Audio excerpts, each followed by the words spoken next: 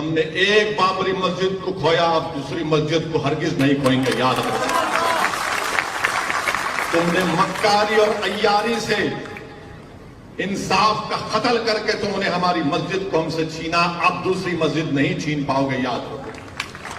اب ہم تمہاری ان باتوں کا بھروسہ نہیں کرنے والے کہ ہم بچائیں گے، نہیں، تم نہیں بچاؤ گے، اب ہم بچائیں گے اپنے مساجد کو، اپنی تہذیب کو، انشاءاللہ۔ جو لوگ آ کر مجھ سے کہتے ہیں کہ نہیں نہیں ہم ہیں، تم نہیں ہے، تم کبھی ہمارے ساتھ نہیں تھے، تم تو ہمارے جنازے جب آتے تم آ کر دو دکھاوے کے آنسو بہا کر چلے جاتے ہو، اور اس کے بعد ہماری بربادی کے افسانے کوئی لکھ کر کوئی کتاب لکھ دیتا ہے، کوئی مضامین لکھ دیتا ہے، اس کو کوئی ایوارڈ مل جاتا ہے۔ میرے عزیز دوستوں اور بزرگوں،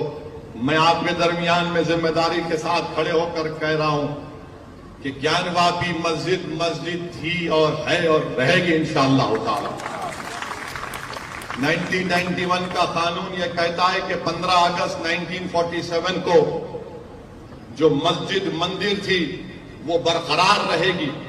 اور اگر کوئی اس کے نیچر اور کیریکٹر میں تبدیلی پیدا کرنا چاہے گا تو 91 کا پارلیمنٹ کا قانون کہتا ہے کہ ان پر کیس بک کرو، جیل بھیجاؤ، اور اگر کورٹ نے فیصلہ دیا تو 3 سال کی سزا۔ اور جب میں بات آپ سے کہہ رہا تھا کہ حکومت نہیں بدل سکتے، کوئی پوچھے گا کہ بتاؤ ویسے اس کی مثال دو، ثبوت دو، پروف دو۔ گیان واپی مسجد کا مسئلہ چل رہا ہے، کیا کانگریس بولتی ہے؟ کیا سماجوادی پارٹی بولے گی؟ کیا بی ایس پی بولی؟ کوئی نہیں، سب خاموش بیٹھے ہیں۔ یہ اس لیے خاموش بیٹھے ہیں کہ آپ کا ووٹ بینک نہیں ہے، آپ کا ووٹ بینک نہیں ہے، نہ آپ کا ووٹ بینک تھا کبھی۔ یقیناً مجھے اندازہ ہے کہ میرے آج کی اس تقریر کے بعد شام میں 6 بجے سے ہمارا نکاح شروع ہو جائے گا، تو روز کی عادت ہے، بغیر ہمارے دکھائے ان کا ٹی وی بکتا نہیں ہے۔ مگر سچائی یہی ہے، کیوں نہیں بولتے بھائی آپ؟ اگر آپ بی جے پی سے علیحدہ ہیں، مختلف ہیں، تو بولو نا، بولیے۔ نہیں بولیں گے، اس لیے نہیں بولیں گے کہ ان کو معلوم کہ مسلمان ان کو ہم نے مسلمانوں کے ذہنوں کو خرید لیا سمجھتے، ان کو صرف ڈراؤ اور ان سے صرف کہو کہ حکومت بدلنا ہے، حکومت بدلنا، کہ اگر چیف منسٹر کسی کو بننا ہے، کسی کو پردھان منتری بننا ہے تو اس کو بھارت کو بچانا ہے، اگر وہ اپنی پارٹی کو بچائے گا تو بھارت کمزور ہو جائے گا، یاد رکھو۔ میرے عزیز دوستوں اور بزرگوں، آج موجودہ ملک کے حالات کا اگر ہم جائزہ لیں گے تو صرف ہم کو اپنے ہمت اور حوصلے کو بلند رکھنا ہے، صبر سے کام لینا ہے،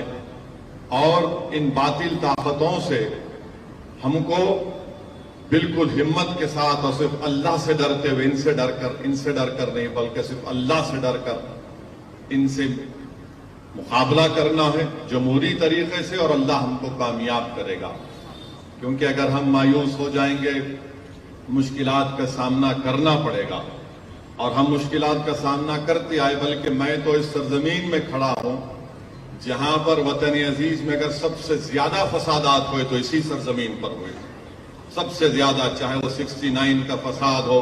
1980 کا فساد ہو، شہادت بابری مسجد کے بعد کا فساد ہو، 2002 کا وہ جنوسائیڈ ہو، مگر میں سلام کرتا ہوں اس سرزمین پر بسنے والے لوگوں کو کہ انہوں نے ہمت سے سینہ تان کر آج بھی زندہ ہیں اور فخر کے ساتھ اپنی زندگی گزار رہے ہیں۔